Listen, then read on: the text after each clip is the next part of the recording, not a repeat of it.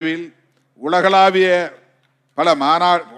அளவில் பல மாநாடுகள் மற்றும் ஐநா சபை மாநாடுகளில் பங்கேற்று வருகிறார். சுற்றுச்சூழல் மாநாடு 1992, மக்கள் தொகை மற்றும் வளர்ச்சி மாநாடு 1994, பெண்களின் நிலை குறித்த ஐநா தயாரிப்பு மாநாடுகள் மற்றும் பெய்ஜிங் மாநாடுகள் 1990 முதல் 2025 வரை.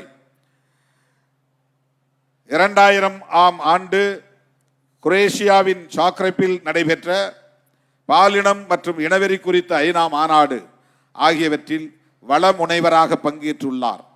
அனைத்து ஆட்சி அமைப்புகளிலும் பெண்களுக்கு 1/3 இடஒதுக்கீடு வழங்க வேண்டும் என தொடர்ந்து வலியுறுத்தி வருகிறார். இவரது சமூக நீதிக்கான போராட்டத்தை பாராட்டி இவருக்கு right livelihood award Sweden 2006, doctor BR Ambedkar விருது, கர்நாடக ராஜ்யோத்சவ விருது 2005 மற்றும் ஸ்கோச் சேலஞ்சர் அவார்டு 2012 போன்ற பல விருதுகள் வழங்கப்பட்டுள்ளன.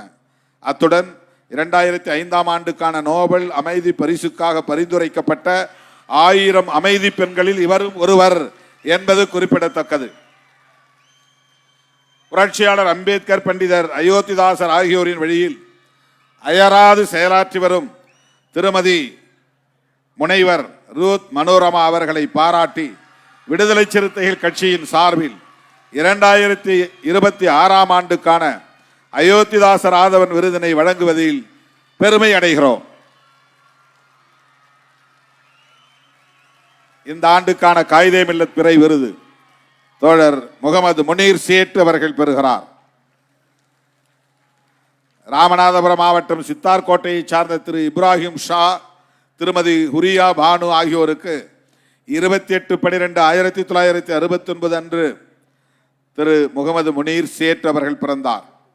இவர் தனது பள்ளி கல்வியை முடித்த பின்னர் சென்னை பல்கலைக்கழகத்தில் இளங்கலை வணிகவியல் மற்றும் அண்ணாமலை பல்கலைக்கழகத்தில் முதுகலை சமூகவியல் பட்டமும் பெற்றார்.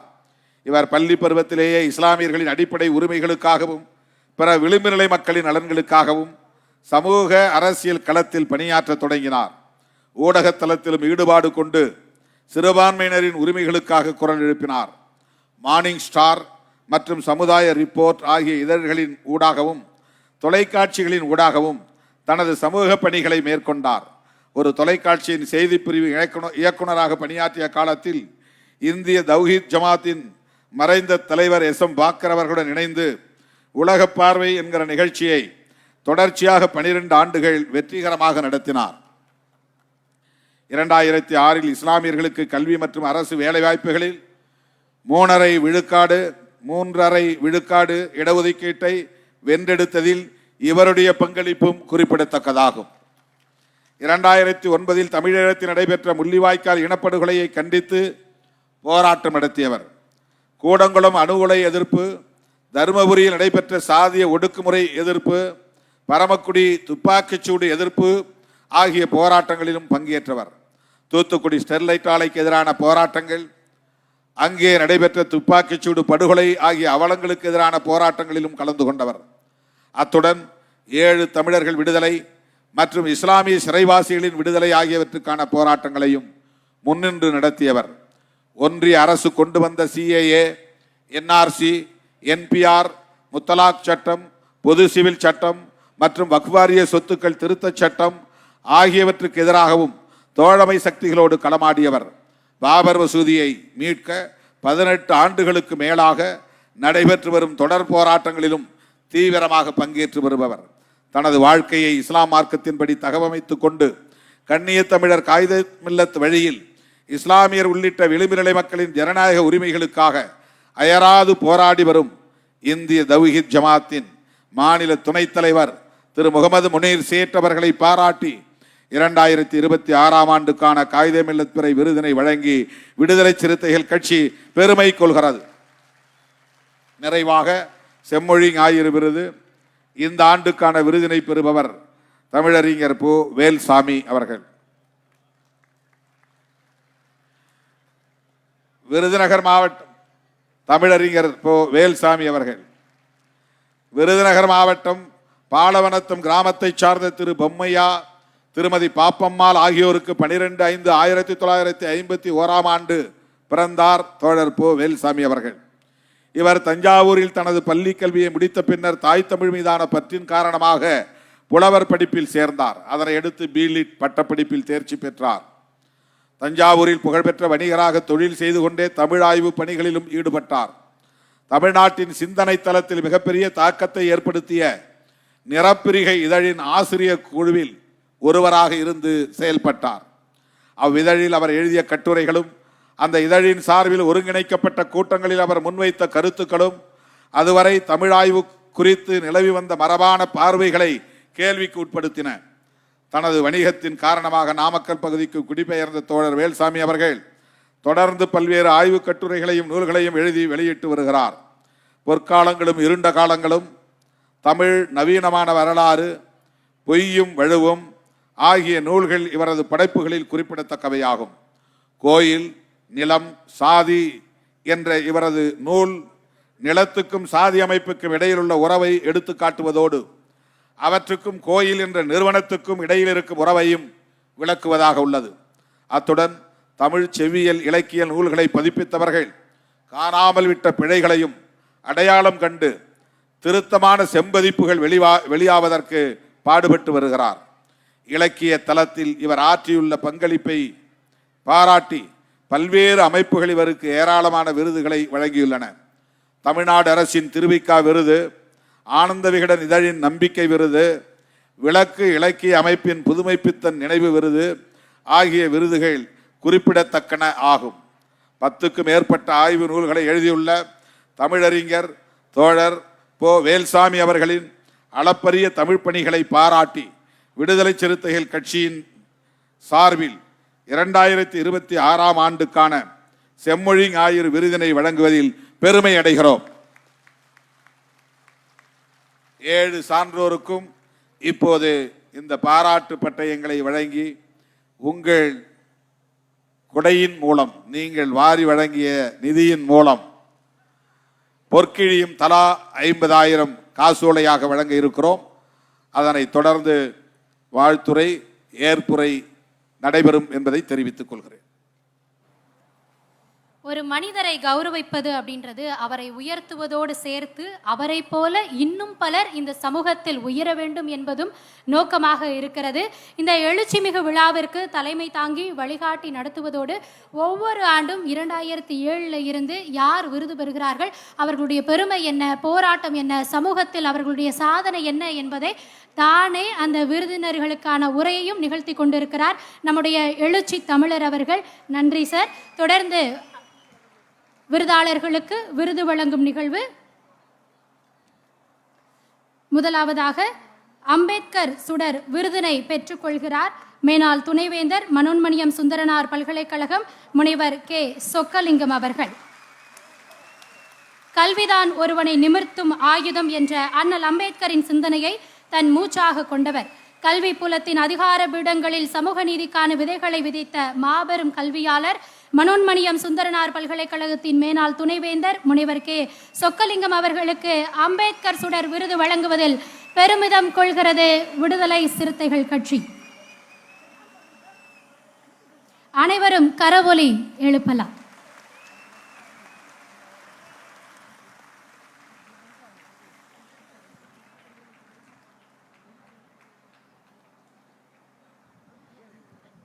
நன்றி சார், நன்றி.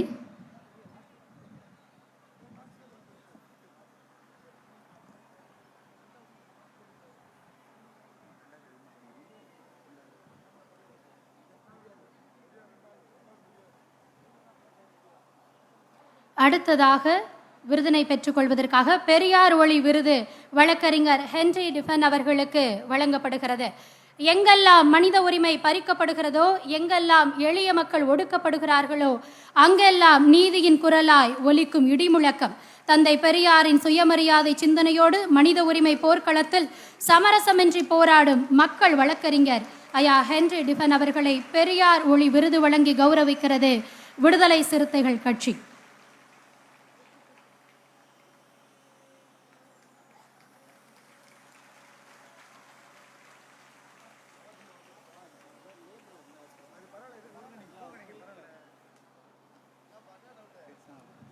நன்றி சார், நன்றி. அடுத்ததாக மார்க்ஸ் மாமணி விருதினை பெற்றுக்கொள்வதற்காக தோழர் மு வீரபாண்டியன் அவர்களை, இந்திய கம்யூனிஸ்ட் கட்சியின் மாநில செயலாளர் அவர்களை பேரன்போடு அழைக்கிறோம்.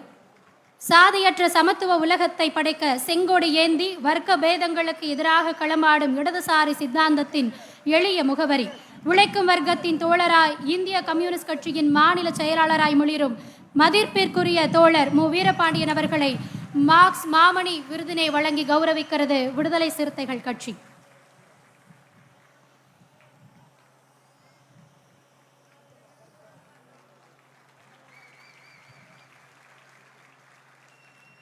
தலைவர்கள் அனைவருக்கும் நன்றி. அடுத்ததாக காமராஜர் கதிர் விருதினை பெற்றுக்கொள்வதற்காக ஐயா பால பிரஜாபதி அடிகளார் அவர்களை பேரன்போடு அழைக்கிறோம். அன்பே சமயம், சமத்துவமே ஆன்மீகம் என்று வாழ்ந்து காட்டிய வைகுண்டரின் வழிவந்த தவயோகி பெருந்தலைவர் காமராஜரின் கல்வி புரட்சியை தன் சமூக பணிகளால் தொடர்ந்து முன்னெடுத்து வரும் சாமித்தோப்பு ஐயா பால பிரஜாபதி அடிகளார் அவர்களுக்கு காமராஜர் கதிர் விருதினை வழங்கி பெருமைப்படுத்துகிறது விடுதலை சிறுத்தைகள் கட்சி. விருதினை வழங்குகிறார் எழுச்சி தமிழர் தொல்காப்பியன் திருமாவளவன் அவர்கள்.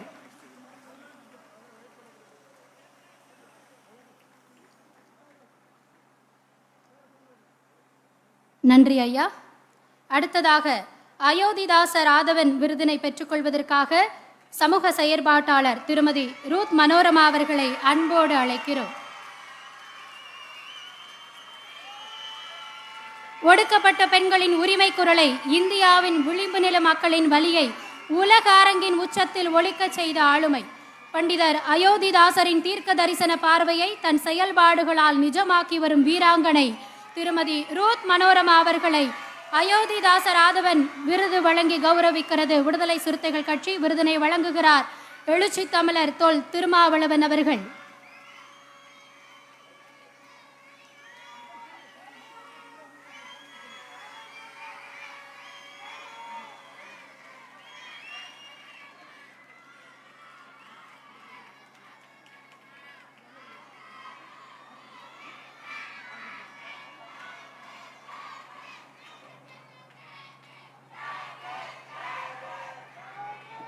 தொடர்ந்து உற்சாகத்தோடு கரவொலி எழுப்பக்கூடிய அனைத்து சிறுத்தைகளுக்கும் நன்றி. அடுத்ததாக காயிதே மில்லத் புரை விருதினை பெற்றுக்கொள்வதற்காக திரு முகமது முனீர் INDJ மாநில துணைத் தலைவர் அவர்களை பேரன்போடு அழைக்கிறோம். கண்ணியத்திற்குரிய காயிதே மில்லத் அவர்களின் வழியில் நின்று தமிழகத்தில் மதச்சார்பின்மையையும் சமூக நல்லிணக்கத்தையும் காக்க பாடுபடும் மனிதநேய தூதர், சிறுபான்மையினர் உரிமைகளுக்காக தம்பியாய் நின்று களம் காணும் அவர்களை காயிதே மில்லத் புரை விருதினை வழங்கி கௌரவிக்கிறது விடுதலை சிறுத்தைகள் கட்சி. விருதினை வழங்குகிறார் எழுச்சி தமிழர் தொல்காப்பியன் திருமாவளவன் அவர்கள்.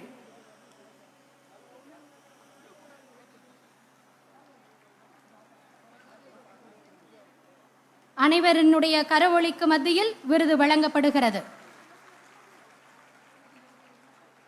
நன்றி சார். அடுத்ததாக செம்மொழி ஞாயிறு விருதினை பெற்றுக்கொள்வதற்காக திரு பொ வேல்சாமி அவர்களை அன்போடு அழைக்கிறோம். வரலாற்றின் இருட்டறைகளில் மறைக்கப்பட்ட உண்மைகளை கள ஆய்வுகள் மூலம் வெளிக்கொண்டு வந்த ஆய்வுலக போராளி, தமிழ் மொழியின் தொன்மையையும் திராவிட மற்றும் பௌத்த பாரம்பரியத்தையும் தன் எழுத்துகளால் மீட்டெடுத்த வரலாற்று அறிஞர் ஐயா பொ வேல்சாமி அவர்களுக்கு செம்மொழி ஞாயிறு விருதினை வழங்கி கௌரவிக்கிறது விடுதலை சிறுத்தைகள் கட்சி. பொன்னாடை போர்த்தி விருதினை வழங்கி கௌரவிக்கிறார் எழுச்சி தமிழர் தொல் திருமாவளவன் அவர்கள்.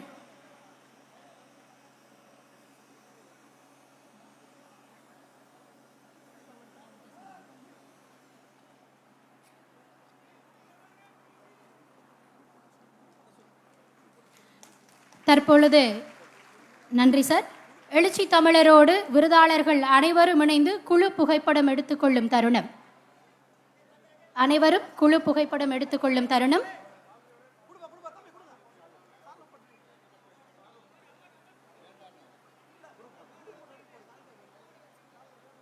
எழுச்சி தமிழர் தொல்காப்பியன் திருமாவளவன் அவர்களோடு விருதாளர்கள் அனைவரும் தற்பொழுது குழு புகைப்படத்தினை எடுத்துக்கொள்ள இருக்கிறார்கள்.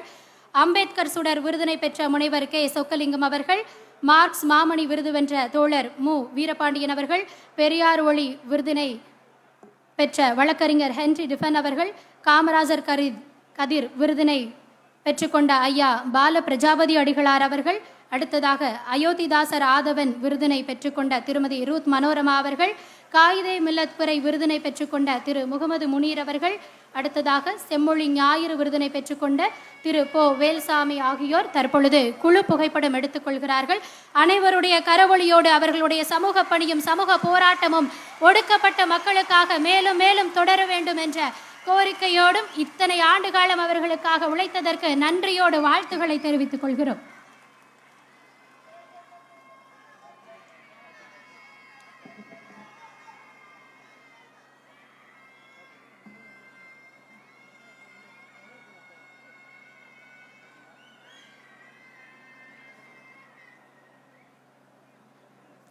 அனைவருக்கும் நன்றி.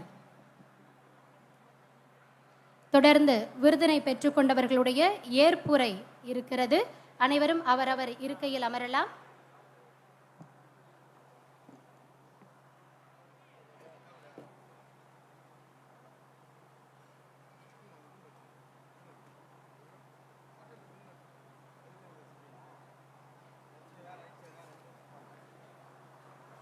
அம்பேத்கர் சுடர் விருதினை பெற்றுக்கொண்ட முனைவர் கே சொக்கலிங்கம் அவர்களை ஏற்புரை வழங்க அழைக்கிறோம்.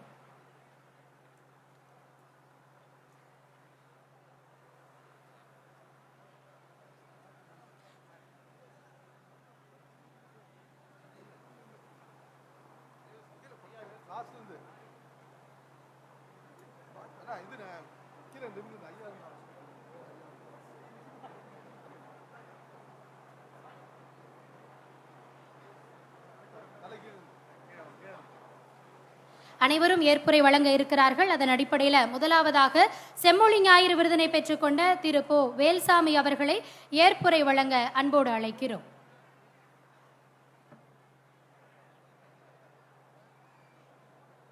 கூடியிருக்கிற அனைவருக்கும் என்னுடைய மாலை வணக்கங்கள். எழுச்சி தமிழர் தொல்காப்பியன் திருமாவளவன் ஐயா அவர்கள் கையால் இந்த விருது பெற்றதை பெரும் பேராக கருதுகிறேன்.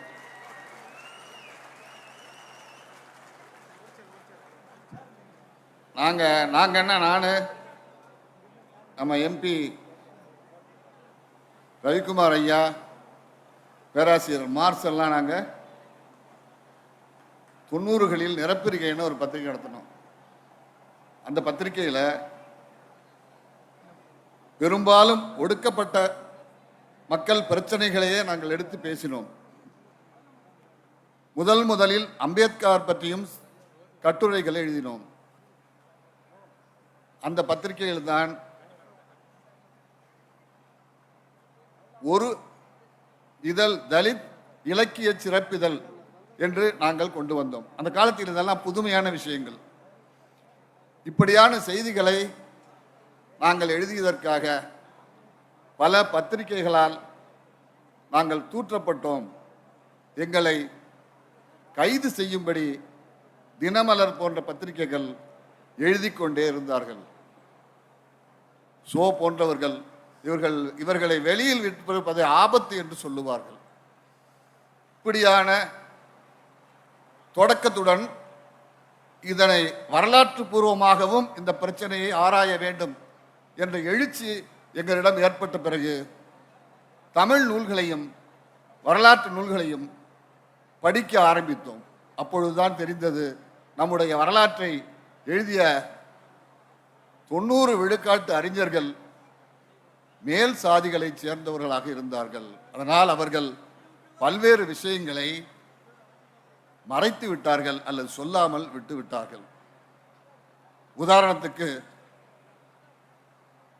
உங்கள் அனைவரையும் பார்த்து கேட்கிறேன், ராஜராஜனை தெரியுமா, பெரிய கோயிலை தெரியுமா என்று கேட்டால் என்னது வைத்தியக்காரத்தனமா இருக்கிறது, ராஜராஜனையும் பெரிய கோயிலையும் தெரியாதா அப்படின்னு நீங்க கேட்பீங்க.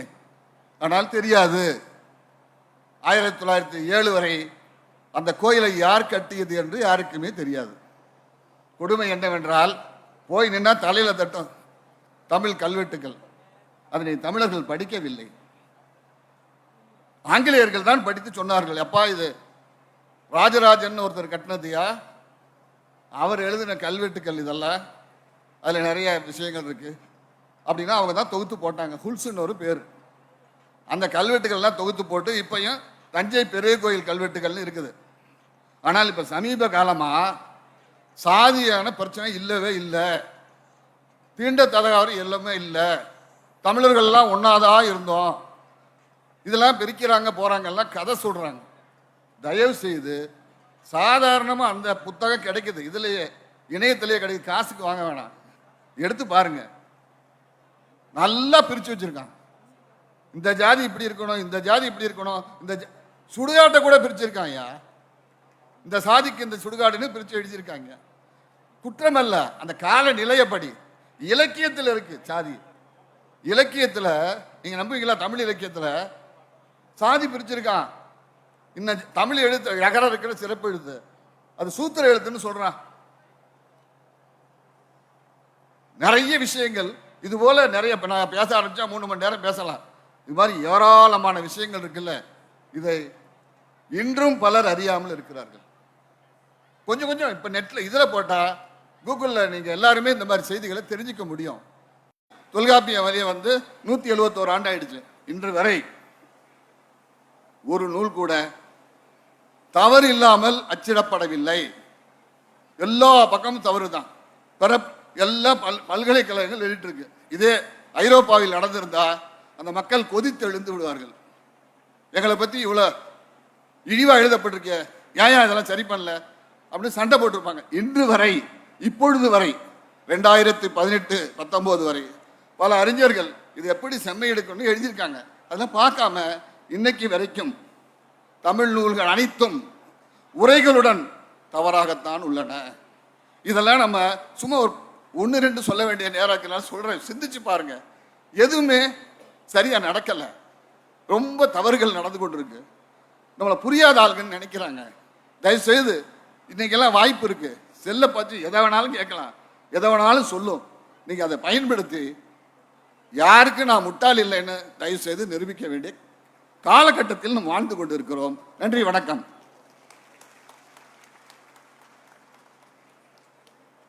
ஏற்புரை வழங்கியமைக்கு நன்றி ஐயா. அடுத்ததாக காயிதே மில்லத் பிறை விருதினை பெற்றுக்கொண்ட திரு முகமது முனீர் அவர்களை ஏற்புரை வழங்கும்படி தாழ்மையோடு கேட்டுக்கொள்கிறோம்.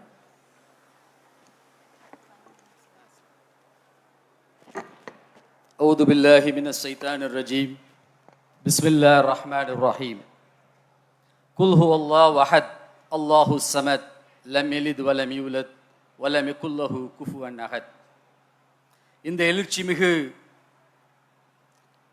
சிறப்பான இருந்த காலத்தில் இருந்தே விடுதலை சிறுத்தைகளுக்குமான எனக்குமான நட்பு தொடர்ச்சியாக மதுரையில் ஆரம்பித்த நட்பு.